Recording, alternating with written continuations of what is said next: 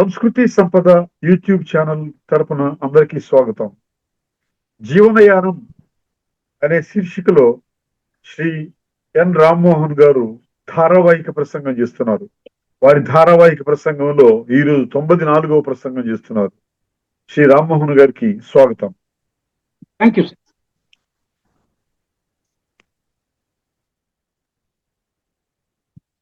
నమస్తే to everyone. Welcome to the session. ధర్మపథంలో మహనీయ మానవుని మహాజీవుని 94వ భాగము. ఈరోజు 77 నుంచి 84లోకి ప్రవేశిస్తున్నాం. అంటే human life at the age of 77. 77 నుంచి మొదలుపెట్టి 84 ఏళ్ళ వరకు. ఎవ్రీ 7 yearsకి ఒక టైం జోన్ కింద తీసుకునేసి అలా మాట్లాడుతూ వస్తున్నాను. నేను మాట్లాడుతుంటానంటే మీరంతా మాట్లాడుతున్నట్టే. You are all passive speaker, I'm an active speaker. That is the only difference. ఈ పాయింట్ ఎందుకంటే ఎక్కడైనా ఏ సభలో మాట్లాడినా కూడా వక్త చెప్పే దాంట్లో నుంచి సగము ముప్పాతిక లేదా టోటల్ విషయాలు అందరికి కాకపోయినా కొంతమంది శ్రోతలకి డెఫినెట్గా తెలిసి ఉంటుంది. ఇంకా ఒకళ్ళిద్దరి శ్రోతలకి భక్త కన్నా ఎక్కువ నాలెడ్జ్ ఉండే అవకాశం కూడా ఉంటుంది. ఈ విషయము శ్రోత గుర్తెరిగి వ్యవహరించాలి అనేసి అది నా అభిప్రాయం. It's my own.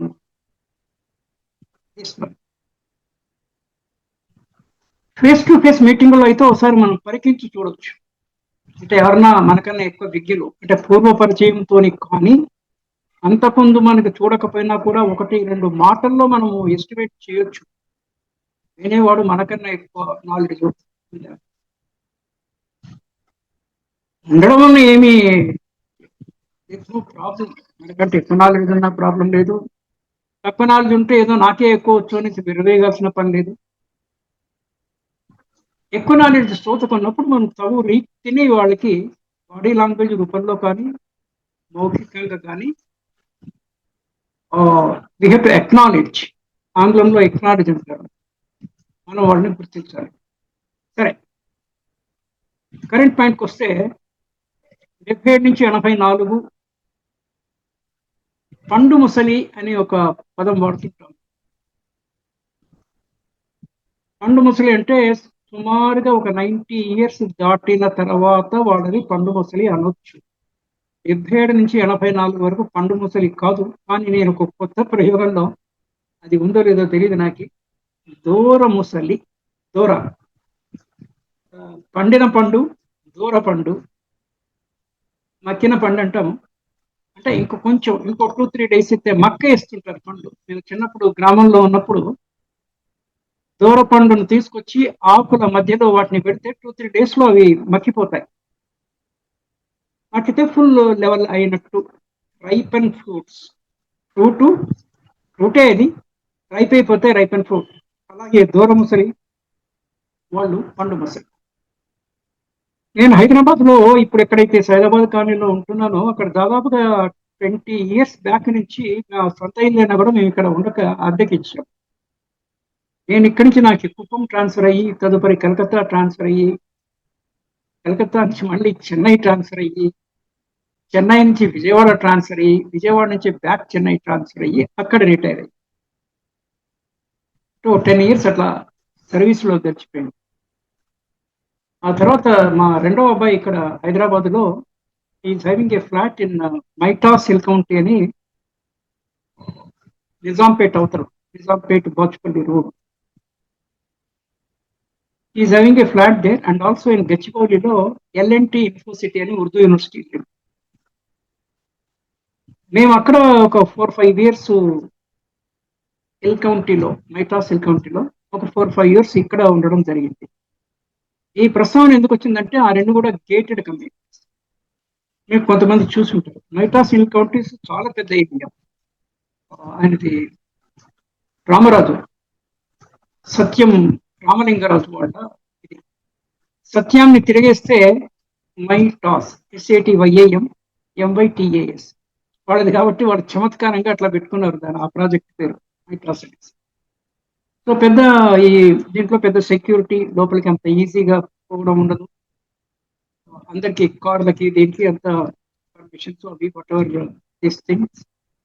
కొత్త వాళ్ళు వచ్చినప్పుడు లోపలికి ఫోన్ చేసి వాళ్ళ పర్మిషన్ సరే అంటేనే పంపించడం, ఈవెన్ దోస్ థింగ్స్ ఉంటాయి. అక్కడ నేను ఈ 2 చోట్ల కూడా ఏం చూశానంటే, నేను ఇందాక పండు ముసలి 1995 ఇయర్స్కి అంటే ఒక 70-75 ఏళ్ల నుంచే క్రమంగా ఆరోగ్యం దెబ్బతినడం అనేది జరుగుతుంది కొంతమందికి, అందరికి కాకపోయినా. వీల్ చైర్ కి పర్మిట్. సో వీల్ చైర్ లో ఉన్నప్పుడు వీల్ చైర్ లో అతన్ని కూర్చోబెట్టుకొని అతన్ని కానీ ఆమెను కానీ ఆ వృద్ధ వ్యక్తులని తోయడానికి వాళ్ళ సొంత పిల్లలు ఒక్కొక్కసారి ఉంటుంటారు, లేదా ఎవరినైనా సర్వెంట్ని కానీ సర్వెంట్ మేడ్ని కానీ పెడతారు. వాళ్ళకి ఈవినింగ్ కింద పార్క్ లాగా ఉంటుంది, ఒక హాఫ్ అన్ అవర్ తిప్పి అగైన్ ఇక్కడ విచిత్రం విషయం ఏంటంటే, ఒక్కొక్క కుటుంబంలో నేపథ్యము డిఫరెంట్ గా ఉంటుంది. ఒక 50-60% కామన్ గా ఉంటుంది అన్ని ఫ్యామిలీస్ లో, కానీ మిగిలినది కొంచెం డిఫరెంట్ గా ఉంటుంది. ఇప్పుడు 80-90 ఏళ్ల వయస్సులో ఉండే వాళ్ళు ఉన్నారంటే, ఈవెన్ 77-84 లో తీసుకున్న కూడా వృద్ధ తల్లిదండ్రులు ఎదిగిన పిల్లలకి 77-80 అన్నప్పుడు పిల్లలు 50 ఏళ్ళ ఏజ్ లో ఉంటారు. వాళ్ళు పిల్లలు 50 ఏళ్ళు ఉన్నప్పుడు they are fully involved, deeply involved in their own family matters. వాళ్ళకుండే ఇప్పుడు చిన్న ఫ్యామిలీ అయినా కూడా ఒక కొడుకు ఒక బిడ్డనో, ఇద్దరు కొడుకులు ఇద్దరు బిడ్డలు వాట్ ఎవర్ ఉన్నో వాళ్ళతో వాళ్ళ విద్యాభ్యాసం గురించి, వాళ్ళ వివాహం గురించి, వాళ్ళ ఉద్యోగాల గురించి, వాళ్ళ జాబ్ గురించి దాంట్లోనే తల మునకలై ఉంటారు. నిజము నిష్ఠురంగా ఉన్నా కూడా మనం కనీసము మాట్లాడుకోవడానికి పాయింట్స్ ఏంటంటే, కొంతమందికి తల్లిదండ్రులు తొందరగానే పాస్ అవే. తొందరగా అంటే during the age of 60s లో 60-65 ఇట్ న్యాచురల్లీ హ్యాపన్స్. అది మన చేతిలో ఉండే విషయం కాదు. వీళ్ళు దానికేమి దోహదము, వీళ్ళు వాళ్ళని చంపడం అటువంటిది కాదు. ఈ నార్మల్ కోర్సులోనే ఎదిగిన పిల్లలకి, ఒక గృహస్థుకి తల్లిదండ్రులు, కొంతమందికి చాలా aged mother, at least father mother లో ఒకళ్ళు ఉండడం అనేది ఉంటుంది. సో ఈ సదరు కొడుక్కి 50-60 ఏళ్ళు ఉంటాడు. ఆ మదర్ కానీ ఫాదర్ కానీ 90 ఇయర్స్ ఉన్నప్పుడు వీళ్ళు వాళ్ళని చూసుకోవడానికి చూసుకుంటారు, అయినా కూడా చూసుకుంటుంటారు. ఈ రీసెంట్ గా ఈ ఓల్డ్ ఏజ్ హోమ్ కల్చర్ వచ్చింది because of the various reasons. కానీ అదర్వైజ్ ఉండేవాళ్ళు. నాకు తెలిసి నా అనుభవంలో తొందరగా వితంతో లేని వాళ్ళు, అంటే 40-50 ఇయర్స్ లోపల భర్త చనిపోయిన వాళ్ళకి పిల్లలు లేక ఉండి, పిల్లలు ఉంటే పిల్లలు చూసుకుంటారు, పిల్లలు లేని సందర్భంలో వాళ్ళ తోబట్టులు కూడా ఆదరించిన సందర్భాలు నేను చాలా క్లోజ్గా గమనించాను. వాళ్ళ అన్నయ్యలు కానీ తమ్ముళ్ళు కానీ వాళ్ళ ఇంటి ఫ్యామిలీ మెంబర్కినే వీళ్ళు ఉండేవాళ్ళు. అప్పట్లో భర్త చనిపోతే వీళ్ళు షేవ్ చేసుకో ఆడవాళ్ళు షేవ్ చేసుకోవడం అంటే పైనుంచి కొంగు వేసుకోవడం, మనమలకి మనవరాళ్ళకి కథలు చెప్పడము. This was the how the life was going. తర్వాత వాళ్ళు ఒంటిపూటే భోజనం చేసేవాళ్ళు, రాత్రి భోజనం చేసేవాళ్ళు కాదు, మధ్యాహ్నం భోజనం. రాత్రి ఏమన్నా తింటే చిన్న టిఫిన్. మా ఫాదర్ సైడ్ నుంచి మా ఫాదర్ని ఫాదర్ మదర్ని మేము పుట్టక ముందే వాళ్ళు పోయారు. మేము పుట్టలేదు అనుకుంటాను నేను. మా పెద్ద brother who is no more, he might have been there. So ఈ రకం ఇటు సైడ్ జ్ఞాపకాలు నాకు లేవు. కానీ మా మదర్ పేరెంట్స్ లో, మా మదర్ నాన్నగారు అప్పుడే చనిపోయారు తొందరగానే. మా మదర్ ఉండేది, ఐ వెరీ మచ్ రిమెంబర్. ఆమె కూడా she died at the age of 63-65 లోపల, సమ్వేర్ బిట్వీన్ 60-65. అప్పటికి we are around 20 years of age. మా మదర్ అరౌండ్ 40+, ఈమె 60+, మేము అరౌండ్ 15-20 ఏజ్ లో ఉండేవాళ్ళం. ఆమె మమ్మల్ని చిన్నప్పుడు చాలా గారాబం చేస్తూ ఉండేది వాళ్ళ ఇంటికి. అంటే మా మేనమామ మదర్ కదా, అమ్మ అంటే మేనమామ వాళ్ళ ఇంటికి కూడా మేము సమ్మర్ హాలిడేస్ ఉపయోగం. It was a good recollection, good memories, జీవితంలో కొన్ని good memories. So grand parents లో ఒకే గ్రాండ్ మదర్ అమ్మమ్మతోనే. ఆ తర్వాత నేను చిన్నప్పుడు మా సొంత ఊళ్ళో ఉన్నప్పుడు ఆయా టైప్, ఆమె పేరు Tulasi. She was unmarried by choice, ఆమె పెళ్లి చేసుకోలేదు. కానీ మా ఇంటికి నైబర్స్ వేరే వాళ్ళ ఇంట్లో ఆమె ఒకళ్ళు పెంచుకున్నారు. మా కమ్యూనిటీ వాళ్ళు పెంచుకున్నారు. Though she is from a different community. She was very pious. And చిన్నప్పుడు నన్ను బాగా గారవం చేసేది ఆమె నేర్చుకునేసి. I still remember. జీవితంలో కొన్ని చాలా మధుర జ్ఞాపకాలు ఉంటాయి. గ్రాటిట్యూడ్ కూడా. జీవితంలో ఎలా ఉంటుందంటే మనకు బాగా కావాల్సిన వాళ్ళకి మనం ఏదో వాళ్ళకి సహాయం చెయ్యాలి అని అనుకుంటాం. సహాయం చేయడం అంటే వాళ్ళకి అవసరం అని కాదు, మన ఆనందం కోసము we should do something for them. వాళ్ళకి ఏదో చేయాలని అనుకుంటాము, మనకి అవకాశం రాదు. ఇది విధి. హరిశ్చంద్ర నాటకంలో విధి అవశ్య ప్రాప్యం అనేసి. నేను చెప్తున్న తులసి అనే పేరు గల షీఈ్ మోర్ దెన్ ఏ ఆయా. ఆయా ఇస్ ఏ స్మాల్ వర్డ్. మేము 5 ఉండేవాళ్ళము, siblings, 1 sister and 4 brothers. So మా మదర్కి 5 చూసుకునే సరిపోయేది. సో ఈ తులసి అనేటువంటి నన్ను చిన్నప్పుడు, అంటే మనకు 3-4 బ్రదర్స్ సిస్టర్స్ ఉన్నా కూడా కొందరికి ఒకళ్ళే కొంచెం ఎక్కువ నచ్చుతారు. కానీ మనం we should not misunderstand it. Whatever ఆ వేవ్ లెంత్ కానీ, లేకపోతే వాళ్ళ యాక్టివ్నెస్ ని బట్టి కానీ, ప్యాసివ్నెస్ ని బట్టి కానీ.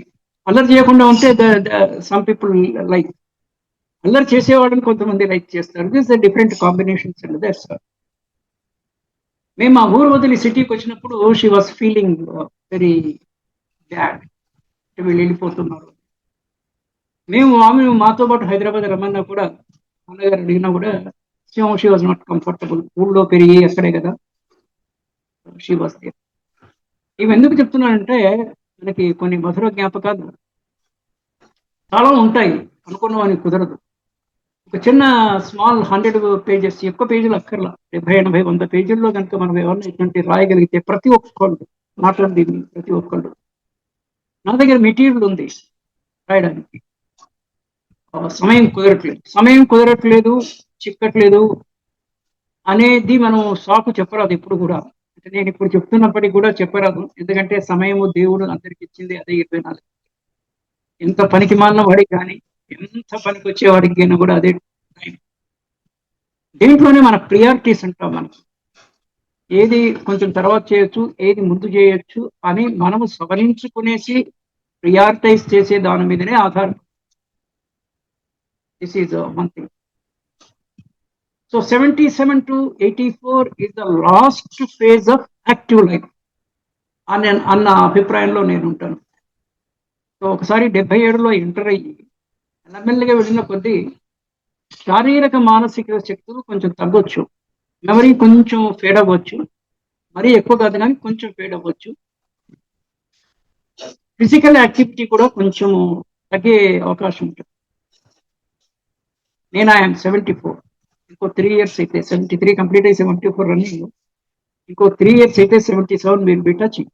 నేను కూడా అప్పుడప్పుడు అనుకుంటాను, ఏదో ఒక దిశలో స్టెప్ బై స్టెప్ డీఎస్కలేషన్ అనే ఆంగ్లంలో. ఎస్కలేషన్ అంటే పైకి వెళ్ళడం, డీఎస్కలేషన్ అంటే కిందికి. మన యాక్టివిటీస్ డీఎస్కలేషన్ చేసుకోవాల్సినటువంటి అవసరం ఉంది. ఇప్పుడు thanks to technology in the positive way మనం ఇంట్లో కూర్చునేసి వీ కెన్ డూ వండర్స్. నేను my own recordings I can do it. నాకు కూడా యూట్యూబ్ ఇది ఉంది, కానీ నేను బయటనే ఎక్కువ యాక్టివ్ ఉండడం చేసిన ఎక్కువ చేయను. ఆంకే వాస్తే అన్న టైప్లో ఇంట్లోనే చాలా పుస్తకాలు చదువుకోవచ్చు. నా దగ్గర బుక్ కలెక్షన్స్ చాలా ఉంటుంది. అంటే నా శేష జీవితానికి సరిపడేటువంటి బుక్ కలెక్షన్ ఉంది. అది చదవడానికి కూడా ఇది టైం సరిపోతుంది. అది కాకుండా నేను ఫ్యాకల్టీగా, గెస్ట్ లెక్చర్గా కొన్ని కాయిన్ చేస్తుంటాను పదాలు. On demand, in demand faculty. Rammohan నమిలే faculty on demand, in demand. On demand అంటే మీరు ఎప్పుడంటే అప్పుడు I'm ready to take any session. In demand అంటే నన్ను ఎవరో వాళ్ళు ఎప్పుడో ఒకసారి పిలుస్తూనే ఉంటుంటారు అని చెప్పడానికి. నేను ఈరోజు మార్నింగ్ బిట్టు గారి దీంట్లోనే 8 to 8:30 మార్నింగ్ 4:30కి లేచాను. 4:30కి మెలకు వచ్చింది, మళ్ళీ పడుకోలేదు. భారత సంగ్రామ చరిత్ర దాని మీద కొన్ని పుస్తకాలు క్రోడీకరించి how to begin teeth in trouble అని ఇంగ్లీష్ లో అంటారు. దానికి ఇందాక మా మిత్రుడు ఒక ఆయన చెప్పాడు, దానికి మంచి తెలుగు పదం కూడా ఉంది. అంటే హౌ టు బిగిన్ అంటే ఒకసారి మనకి బిగిన్ అది దొరికితే దెన్ ఇట్ విల్ గో అనేసి, అది మొత్తానికి ఈరోజు సాధ్యపడింది. ఒక బుక్ లో 15 చాప్టర్స్ లో అది ఇచ్చారు. So that introduction it will be continuing on daily morning to 8 to 8 and evening it is 8:30 to 9. ఇది అనదర్ 100 తోనే దీన్ని సమాప్తం చేద్దామని అభిప్రాయం. 77 to 84 ఒక 3-4 days జరిపి లాస్ట్ 2-3 డేస్ లో ఒక సమరైజేషన్, కండెన్సేషన్, ఒకసారి వెనక్కి తిరిగి మనం ఏం చెప్పాము అనేది. మళ్ళీ బ్యాక్ యాక్టివ్గా 77 నుంచి 84లో జాలీ ఫ్రీ లైఫ్. జాలీ ఫ్రీ లైఫ్. నాకు చిదంబర శర్మ అని ఒక మిత్రుడు ఉన్నాడు. ఆయన ఎంఏ తెలుగులో నిజాం కాలేజీలో, నైట్ కాలేజీలో ఎంఏ చేశాడు. Is gold medallist in MA Telugu. మంచి బాగా తెలుగులో, సాంస్క్రిట్ లో, మోస్ట్లీ తెలుగు మంచి నాలెడ్జ్ ఉన్నాడు. ఆయన ఇందాక ఆయన మాట్లాడుతుంటాడు అప్పుడప్పుడు, ఆయన ఇక్కడే ఉన్నాడు హైదరాబాద్ లో. హీ వాస్ టెల్లింగ్ ఏక్ నిరంజన్ అంటే ఒకడు ఉంటే అలక్ నిరంజన్ అనే ఏదో ఒకటి స్లోగన్ ఉంది. ఒకడు ఉంటే బ్రహ్మానందము. అలా మనం ఉండగలగాలి. వేరే వాళ్ళు ఉంటే ఫైన్, లేకపోయినా ఫైన్, ఈక్వల్లీ ఫైన్. ఏక్ నిరంజన్ దో సుఖీ, ఇదేదో ఉంది, అది ఆ నానుడు ఉంది అని చెప్తాను. దో సుఖీ అంటే ఇద్దరు ఒకరితో ఒకటి మాట్లాడుకోవచ్చు, కంపెనీ అన్న టైప్ లో. ముగ్గురుంటే మటుకు గడ్బడ్ అన్నట్టు. ఏక్ నిరంజన్ దో సుఖీ తీన్ గడ్బడ్. ఇంకో రకంగా మంది ఎక్కువైతే మజ్జిగ పులుసునా అని. బట్ ఏంటంటే ఒక మనం ఒక టాలెంట్ ఏం డెవలప్ చేసుకోవాలంటే, మన ఏజ్ ఎంతున్నా కూడా మన కింది జనరేషన్స్ తోనూ పై జనరేషన్స్ తోనూ ఇమ్మడగలగాలి. ఏ ఏజ్ లో అయిన వాళ్ళైనా కూడా మనకన్నా పై వాళ్ళతోనే ఎట్లా అనుకోగా ఉండాలి. వాళ్ళంతా ఆర్యులు. ఆర్య అంటే పెద్దవాళ్ళు అనేసి ఇన్ ఏ బ్రాడర్ సెన్స్. మనకన్నా చిన్న వాళ్ళంతా వత్సలు. వత్స అంటే వాళ్ళ పట్ల మనకు కొంత ఆదరము, అభిమానము, ప్రేమ ఉండాలి. కింది వాళ్ళ పట్ల ప్రేమ, పై వాళ్ళ పట్ల ప్రేమ, గౌరవము, మర్యాద ఇవి ఉండాలి. సమాన స్కంధులు అంటే 4-5 years అటు ఇటు గ్యాప్ లో కూడా సమాన స్కంధకి వెళ్ళే లెక్క. వాళ్ళతో మనకి ఆటోమేటిక్ గా కొంచెం చనువు ఎక్కువ. వాళ్ళకి వాళ్ళ పట్ల మనకు ఇష్టము, అభిరుచి ఇవన్నీ ఉండంగా కూడా అభిరుచి ఎక్కువ ఉంటుంది సమాన స్కంధులతోనే. పెద్దవాళ్ళ పట్ల గౌరవం, కింద వారి పట్ల వాత్సల్య భావం, ఇది కనబరుస్తూ inter generation mingling, IGM, inter generation mingling. ఆ ఎబిలిటీ తెంచుకోవాలి. కొన్ని గమ్మత్తుగా ఉంటాయి. నేను ఉస్మాన్ యూనివర్సిటీలో MSc జియోఫిజిక్స్ చేసేవాడిని. మామూలు MSc 2 years అయితే నాకు MSc మ్యాథమెటిక్స్ లో సీట్ వచ్చింది, MSc జియోఫిజిక్స్ లో వచ్చింది. మ్యాథ్స్ చేస్తే 2 years లో అయిపోయేది. నేను జియోఫిజిక్స్ చేశాను, అది 3 years. 3 years అంటే కొంచెం లంబా కోర్స్. నాకు మధ్యలో ఇండియన్ బ్యాంక్ లో జాబ్ వచ్చి నేను అది కోర్సు మానేసి ఇండియన్ బ్యాంక్ లో చేరాను. అప్పట్లో ఆ కోర్స్కి మనము బదులు నేను అంటాను, మిడిల్ క్లాస్ ఫ్యామిలీ వాడడం చేత అప్పట్లో MSc జియోఫిజిక్స్ భూగర్భ భౌతిక శాస్త్రం తెలుగులో ట్రాన్స్లేట్ చేస్తే జియో ఫిజిక్స్. రష్యన్ గవర్నమెంట్ ఏడుతోనే మంత్లీ 75 రూపాయలు స్కాలర్షిప్ ఇచ్చేవాళ్ళు, 75 rupees per month. ఆ రోజుల్లో this is somewhere in 73 to 75 ఆ రేంజ్ లో 75 రూపాయలు చాలా మంది జీతం కూడా ఉండేది. LDC వాళ్ళకి 75 రూపాయలు బొటాబొటీ జీతం. స్కాలర్షిప్ 75 రూపాయలు. అదొక అట్రాక్షన్ ఉండొచ్చు, బట్ వాట్ ఎవర్, అది చేయను. I could not complete it. మధ్యలో ఇండియన్ బ్యాంక్ లో జాబ్ రావడం చేత దానికి వెళ్ళాను. అప్పట్లో ఇన్ని కోచింగ్ సెంటర్స్ ఇన్ని ఉండలేవి కావు, కానీ కొద్ది గొప్ప ఉండేవి. నేనే కోచింగ్ సెంటర్కి వెళ్ళలేదు. నేను గత ఎపిసోడ్లో చెప్పాను, 5వ తరగతి వరకు స్కూల్కి వెళ్ళలేదు, 6 నుంచి 9 ఇంగ్లీష్ మీడియం, ఆ తర్వాత తెలుగు, తదుపరి మళ్ళీ ఇంటి. కొంచెం మ్యాథమెటిక్స్ నాకు అంటే ఈ మ్యాథమెటిక్స్ ఆపరేషన్స్, మ్యాథమెటిక్స్లో అరిథమెటిక్ ఒక ప్రైమరీ భాగము, అది నాకెందుకు కొంచెం ఫాస్ట్గా చేయడము అలవాటు. ఇంగ్లీష్ మీడియంలో 4 years చదవడం చేత ఇంగ్లీష్ మీద కొంచెం పట్టు, జనరల్ ఎబిలిటీ ఏదో ఉంది అని కామన్ సెన్స్ అనేది. నేనేం దీనికి వెళ్ళలేదు, ఎగ్జామ్ రాశాను, ఈవినింగ్ రిజల్ట్ పెట్టేవాళ్ళు. సైఫాబాద్లో ఇన్స్టిట్యూట్ ఆఫ్ ఇంజనీర్స్ అని ఉంది, సిటీలో ఉండే వాళ్ళకి తెలుసు, విశ్వేశ్వర స్టాచ్యూ దగ్గర. అక్కడ ఎగ్జామినేషన్ సెంటర్ పొద్దున రాశాను, ఈవినింగ్ రిజల్ట్ అన్నారు.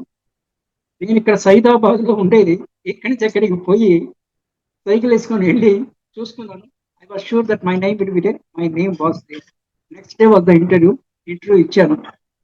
సో ఎంఎస్సి జియోఫిజిక్స్ చేస్తున్నాను చెప్పడం చేతనో ఏమో వాళ్ళు పెండింగ్ అంటే వెయిటింగ్ లిస్ట్ లో పెట్టి ఆఫ్టర్ 1 year దిగావు. అప్పటికి కూడా నాది 3 years కాబట్టి ఇది వదిలేసి వెళ్ళాల్సి.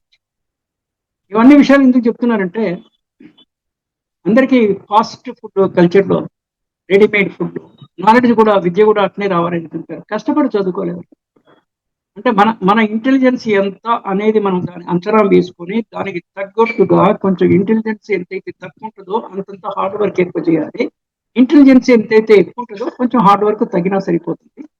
ఇంటెలిజెన్స్ ఉండి ఇంకా హార్డ్ వర్క్ చేస్తే you can reach higher levels.